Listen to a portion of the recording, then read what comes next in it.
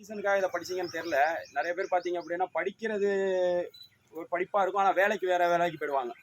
உதாரணத்துக்கு நான் BE mechanical engineering முடிச்சுட்டு இப்போ போலீஸ் டிபார்ட்மெண்ட்டுக்கு வந்திருக்கேன். அதே மாதிரி இப்போ நீங்க என்ன எண்ணத்துல படிச்சிருக்கீங்கன்னு தெரியல. இப்போ ரயில்வே டிபார்ட்மெண்ட்ல பார்த்தீங்க அப்படின்னா, தமிழ்நாட்டுக்காரன் அதிக பேர் இருக்க மாட்டான். என்ன காரணம்? விழிப்புணர்வு இல்ல. சரிங்களா? இப்போ நார்த் இந்தியாவில் பார்த்தீங்க அப்படின்னா, அவன் ஸ்கூல் படிக்கிறதுலேருந்தே ஒரு ஃபிக்ஸ் பண்ணிடுவான். நான் இந்த வேலைக்கு போனா மிலிட்ரிக்கு போனா மிலிட்ரிக்கு அது சார்ந்தே யோசிப்பான், அது சார்ந்தே படிப்பான்.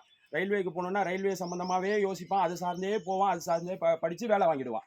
ஆனால் நம்ம பசங்களை பார்த்தீங்க அப்படின்னு வச்சுங்களேன், என்ன படிக்கணும், என்ன வேலைக்கு போகணுன்னே தெரியாது. இப்போ கூப்பிட்டு கேட்டிங்கன்னு வச்சுங்களேன், என்ன வேலைக்குடா போகிற அப்படின்னா, தெரியலை, இப்போ என்ன ஃபீல்டு நல்லா இருக்கோ அந்த வேலைக்கு போவோம் அப்படிம்பான்.